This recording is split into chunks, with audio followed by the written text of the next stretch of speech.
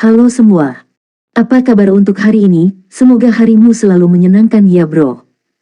Selamat datang di channel YouTube saya. Tolong dibantu subscribe, like dan share ya, supaya saya terus semangat bikin kontennya. Wakakakak. Reincarnation of the Strongest Sword God, Chapter 199. Chapter 199 Flaming Sun Scripture. Ditampilkan di layar biru pucat setengah transparan, harga Flaming Sun Scripture juga sangat mencolok. Sampah. Penjual ini pasti pernah jatuh di atas kepalanya saat kecil. Si Feng dengan keras mengutuk saat dia melihat harganya. Pada kenyataannya, si Feng bukanlah satu-satunya orang yang dengan keras mengutuk ketika mereka melihat harga dari kitab suci matahari yang berkobar ini. Beberapa pemain bahkan akan menyandingkan kutukan mereka dengan beberapa gerakan jari. 1000 koin emas. Orang ini benar-benar gila. Si Feng kemudian melihat nama penjualnya. Sangat tampan. Si Feng hanya bisa melihat orang ini dengan hormat ketika melihat nama eksotis ini. Seberapa narsis orang ini? Melihat nama ini, si Feng juga samar-samar bisa menebak alasan mengapa harga kitab suci matahari terbakar ini begitu tinggi. Namun, karena dia telah melihat Flaming Sun Scripture, dia tidak dapat dengan mudah melepaskannya. Oleh karena itu, dia mengirimkan permintaan komunikasi kepada orang ini yang disebut tampan berdosa. Namun, si Feng menyembunyikan namanya ketika dia menelepon, mencegah Sinfully Handsome ini menemukan identitasnya. Setelah menunggu sekitar 10 detik atau lebih, Sinfully Handsome mengangkat telepon. "Kamu siapa? Bisnis apa yang Anda miliki dengan saya? Anda tidak dapat meminta saya untuk meningkatkan level Anda, bukan? Jika Anda seorang gadis cantik, saudara ini dapat membawa Anda menuju kemenangan bersamaku." Narsisme mengisi suara Sinfully Handsome ketika dia berbicara, dan dia memberi petunjuk kepada orang lain bahwa dia adalah seorang hooligan. Si Feng langsung tercengang saat mendengar kata-kata Sinfully Handsome. "Gadis. Membawa Anda menuju kemenangan. Siapa orang ini? Bahkan orang seperti ini bisa mendapatkan Flaming Sun Scripture. Apakah dunia ini sudah berantakan? Hei, ucapkan beberapa kata, kenapa tidak? Apakah kamu tiada? Jangan bilang kamu seorang trani, kan? Kakak ini tidak memiliki selera seperti itu." Sinfully Handsome tiba-tiba mulai panik. "Halo, saya tertarik untuk membeli Flaming Sun Scripture yang Anda tempatkan di rumah lelang. Saya ingin tahu apakah Anda dapat menjualnya kepada saya dengan harga lebih rendah." Si Feng bertanya. "Oh, jadi Anda ingin membeli barang itu? Tentu saja saya bisa." Sinfully Handsome tersenyum menyadari, "Aku akan sedikit mengurangi harga untukmu kalau begitu." "Bagaimana 900 gold terdengar? Ini adalah harga yang sangat bisa dibenarkan." Petik 2. Si Feng tersenyum tipis pada harga yang diminta Sinfully Handsome. Dia kemudian dengan tenang menyatakan harganya sendiri, 20 koin perak. Si Feng tidak percaya Sinfully Handsome tahu nilai sebenarnya dari Flaming Sun Scripture. Hanya humanoid tipe api level 10 atau lebih tinggi yang akan menjatuhkan Flaming Sun Scripture. Namun, tingkat penurunannya agak rendah, sehingga harga jualnya sangat tinggi, rata-rata orang biasanya tidak mampu membelinya. Meski begitu, itu masih tidak sebanding dengan 1000 emas yang gila. Dengan uang sebanyak itu, pemain bahkan dapat membeli item dengan peringkat epik. Mengapa mereka repot-repot membeli barang seperti Flaming Sun Scripture jika mereka memiliki uang sebanyak itu? "Hei, kawan, kamu tidak tulus di sini. Anda adalah orang yang berinisiatif untuk menghubungi saya, namun, Anda menawarkan harga seperti itu.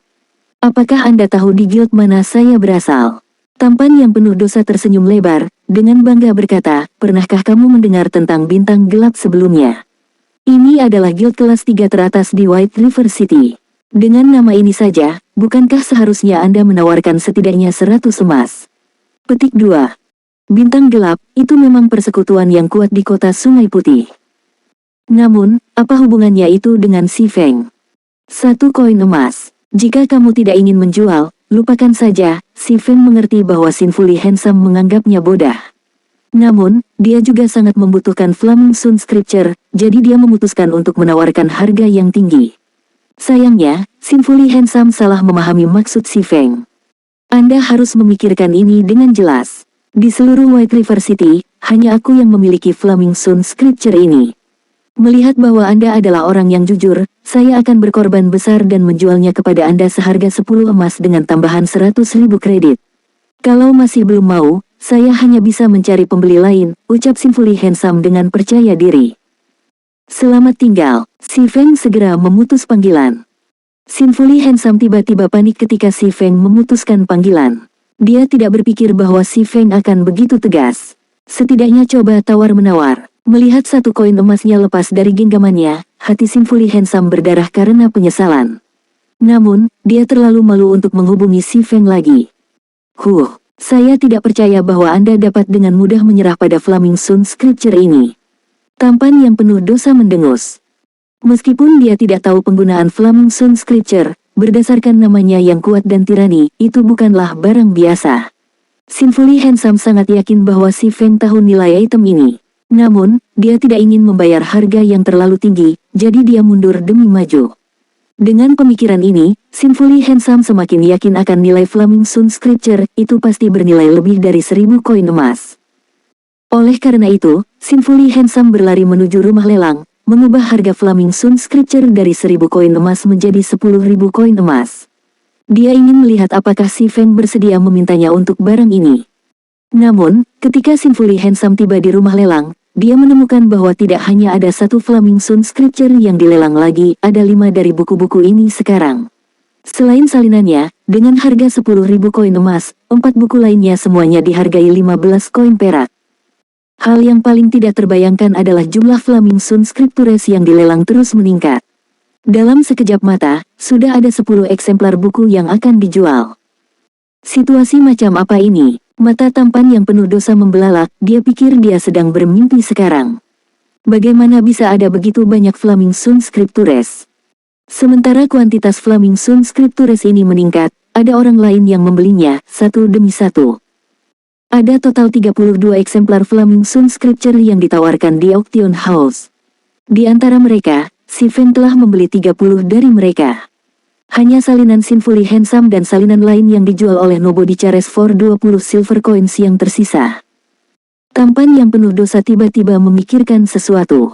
Dia kemudian buru-buru membuka bagian perdagangan di bawah forum resmi White River City. Seperti yang diharapkan, ada posting anonim yang menyatakan, membeli Flaming Sun Scriptures dengan harga 14 koin perak per buku. Bersedia membelinya seharga 15 koin perak jika ditempatkan di rumah lelang. Orang sering dapat menemukan metode pembelian seperti itu di game realitas virtual. Lagi pula, pemain memiliki banyak item yang mereka simpan tanpa menempatkannya di rumah lelang. Hanya ada sejumlah kecil pemain seperti Sinfuli Handsome yang akan menempatkan item dengan nilai yang tidak diketahui di rumah lelang. Si Feng juga mengingat fakta ini, dan dia berpikir bahwa, sekarang, seharusnya ada beberapa pemain yang telah mendapatkan Flaming Sun Scripture. Satu koin emas saya. Tampan yang penuh dosa ingin menangis. Awalnya, dia berpikir bahwa nilai Flaming Sun Scripture dapat menyaingi item dengan peringkat epik. Namun, setelah melihat begitu banyak pemain lain yang memiliki item ini, Sinfuli Handsome langsung menyadari kesalahannya. Jika dia menjual salinannya untuk satu koin emas, dia akan mendapat untung besar. Di tempat lain, si Feng merasa sangat puas setelah membeli 30 eksemplar Flaming Sun Scripture. Dia akan benar-benar melupakan keberadaan item ini jika dia tidak menemukan Flaming Sun Scripture di rumah lelang. 30 buku seharusnya cukup untuk tujuan saya. Si Feng melihat ke-30 Flaming Sun Scriptures yang tergeletak di tasnya, sangat senang. Meskipun dia telah menghabiskan 4 emas, 50 perak, asetnya sedikit menyusut, koin emas yang dimilikinya hanya akan terdepresiasi seiring berjalannya waktu. Jauh lebih baik jika dia menggunakan koin emas itu untuk mendapat untung lebih jauh. Jadi, si Feng telah menghabiskan begitu banyak uang untuk membeli Flaming Sun Scriptures. Dalam kehidupan si Feng sebelumnya, banyak pemain telah memperoleh Flaming Sun Scripture.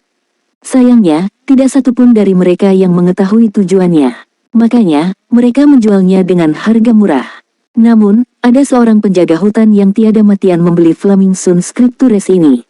Bahkan setelah harga Flaming Sun Scriptures naik menjadi 1 koin emas per buku, pemain itu masih membelinya tanpa ragu-ragu, menimbulkan kecurigaan banyak orang. Jadi, banyak pemain mulai menyelidiki Flaming Sun Scripture. Pada suatu kesempatan, sekelompok pemain bertemu dengan seorang ranger yang melakukan leveling solo di peta level 25, Gua Dewa Api. Selain itu, penjaga hutan itu menunjukkan adegan mengejutkan membegal monster boss dan elit di sana sendirian. Namun, kemudian, para pemain menemukan bahwa alasan ranger bisa leveling di Gua Dewa Api sendirian adalah berkat Flaming Sun Scripture. Sejak saat itu, rahasia Flaming Sun Scripture terungkap, menyebabkan harganya meroket. Pada akhirnya, meski Flaming Sun Scripture dijual seharga 3 koin emas per buku, masih ada pemain yang mau membelinya. Saat ini, Si Feng hanya menghabiskan 15 koin perak untuk membeli setiap buku. Dia mendapat untung besar dari perdagangan ini. Bagaimanapun, Blackie dan yang lainnya masih membutuhkan waktu lama sebelum mereka dapat kembali ke White River City. Karena Si Feng tidak ada yang lebih baik untuk dilakukan, dia mungkin juga leveling boss di Gua Dewa Api. Bagaimanapun, kekuatannya saat ini terlalu lemah sekarang. Dia tidak bisa menyelesaikan Epic Quest, Darkness Descent, atau Unique Quest, Demon's Heart. Selain itu, ada banyak misi penting di White River City yang membutuhkan tim untuk melakukannya. Ini adalah tragedi yang menimpa semua pemain solo. Oleh karena itu, leveling boss adalah pilihan terbaik yang tersedia untuk Si Feng saat ini. Yang terpenting, Gua Dewa Api adalah lokasi berharga yang berspesialisasi dalam menjatuhkan desain tempa. Desain tempa ini telah membuat Ranger menjadi orang kaya, dan dia telah mendapatkan lebih dari 600 koin emas dari semua desain tempa yang dia jual, membuat iri banyak pemain.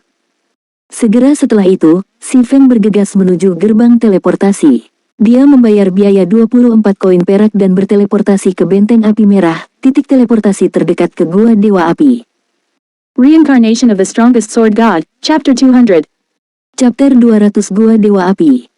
Benteng api merah terletak di tengah ngarai panas yang membara, gunung berapi besar menjulang di belakangnya. Medan di sekitar wilayah ini sangat panas sepanjang tahun, dan udaranya juga kering dan terik. Hembusan angin di sini seperti gelombang panas, dan orang tidak akan merasakan sedikit pun kelegaan darinya. Sedangkan lingkungan sekitar ngarai hanya terdiri dari tanah gosong, tanah tandus dan pegunungan.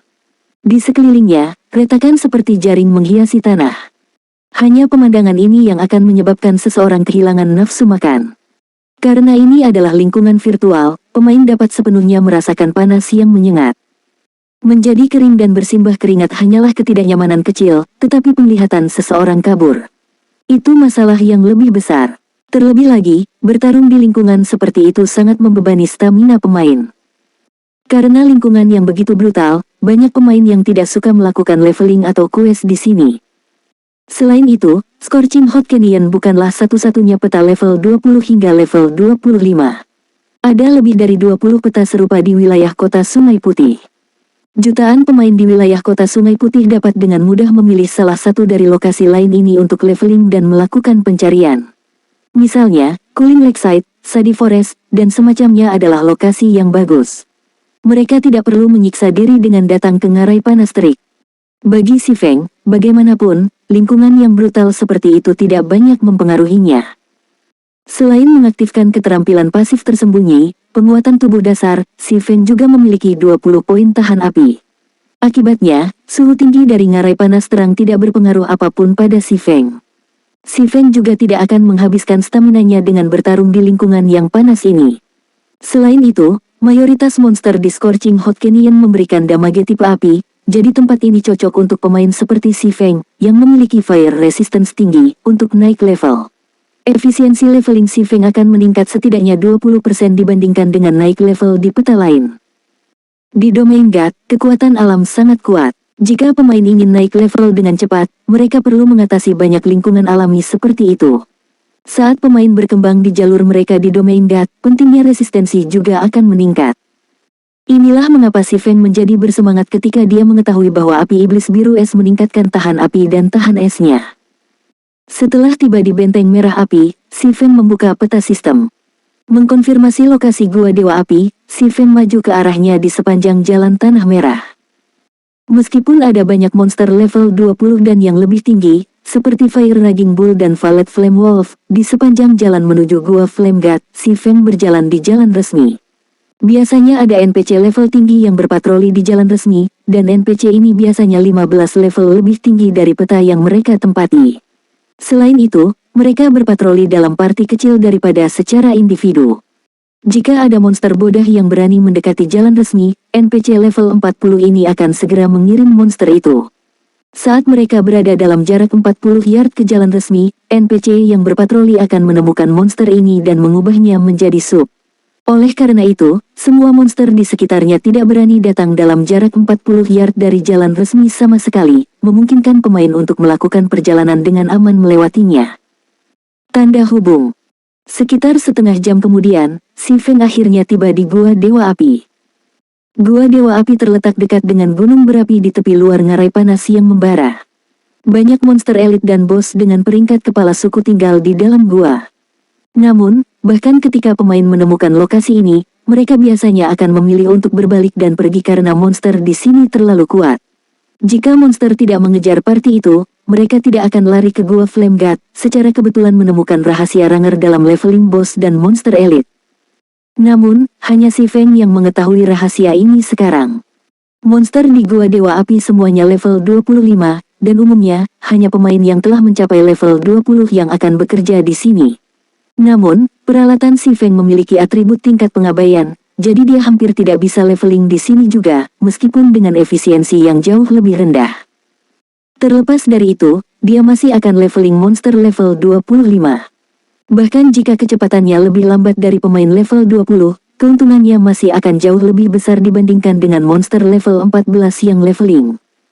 Adapun mengapa monster di Gua Dewa Api begitu menakjubkan, itu terutama karena kerusakan yang luar biasa tinggi dari serangan tipe api mereka.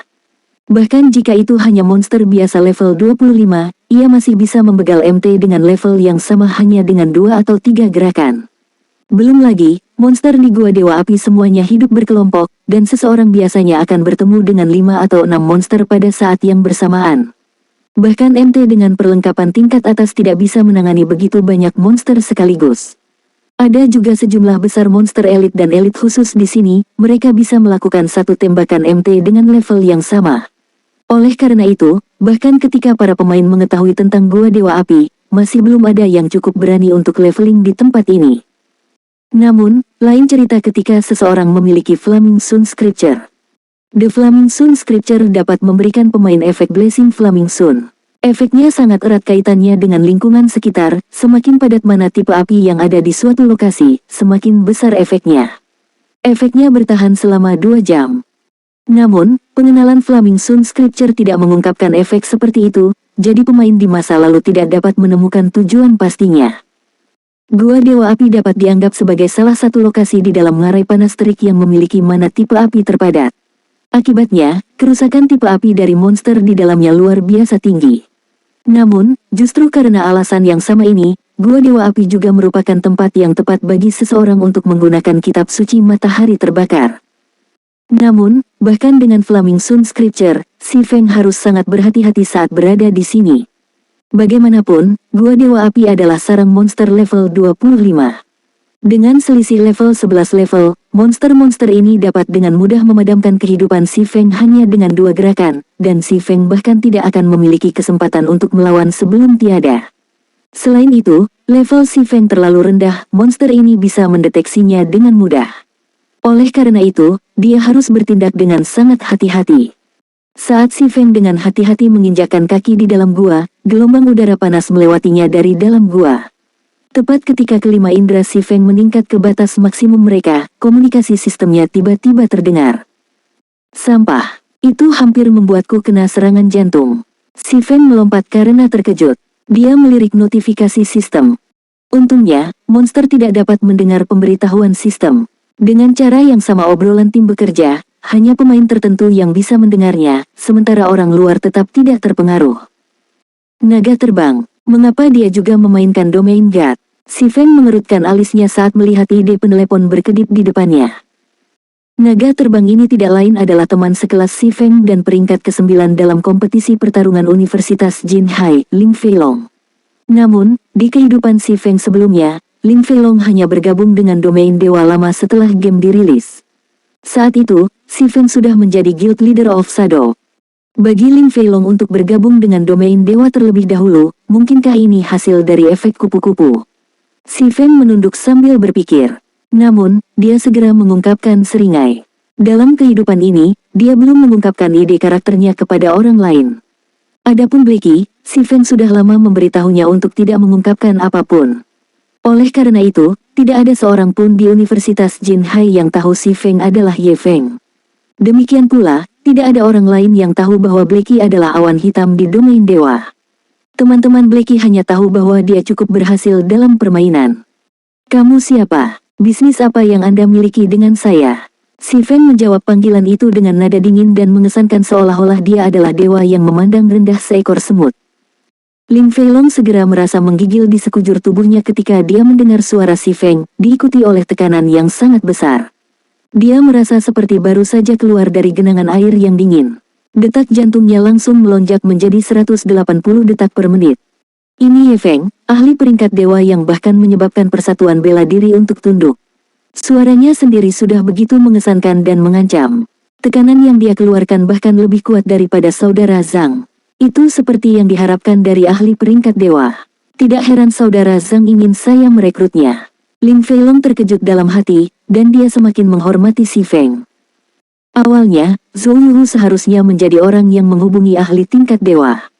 Namun, Zhou Yuhu sebelumnya berselisih dengan ahli tingkat dewa, jadi tanggung jawab telah dipaksakan kepadanya, Ling Feilong, sebagai gantinya. Ling Feilong merasa bahwa kesempatannya untuk bersinar telah tiba. Selama dia bisa menangani masalah ini dengan tepat dan mendapatkan dukungan dari seorang ahli tingkat dewa, posisinya di Shado akan meningkat dengan cepat di masa depan, dia pasti akan melampaui Zhou Yuhu. Bagaimanapun, Zhou Yuhu pernah menemukan konflik dengan ahli tingkat dewa ini. Di masa depan, Zhou Yuhu pasti akan kesulitan bertahan di Shado. Sebelum Ling Feilong secara pribadi merasakan aura Ye Feng yang mengesankan, dia selalu berpikir bahwa tidak ada yang bisa sekuat Brother Zhang. Namun, Ling Feilong sekarang benar-benar yakin bahwa, jika ahli peringkat dewa ini bergabung dengan Shado, bahkan Zhang Luowei harus tunduk pada kekuatannya. Sementara itu, Shado juga akan berada di bawah kendali ahli ini. Bagaimana kabarmu, Pakar? Saya perwakilan Shado, Naga Terbang. Kami dengan tulus ingin merekrut ahli tingkat dewa seperti Anda ke dalam Shado. Adapun perawatan yang akan Anda terima, yakinlah. Kami di Shado pasti tidak akan menganiaya Anda. Nada suara Ling Feilong lembut dan penuh hormat ketika dia berbicara. Lagi pula, ahli peringkat dewa di depan matanya saat ini adalah seseorang yang dia butuhkan untuk tiada matian di masa depan. Dia benar-benar takut ahli peringkat dewa ini akan segera memutuskan panggilannya.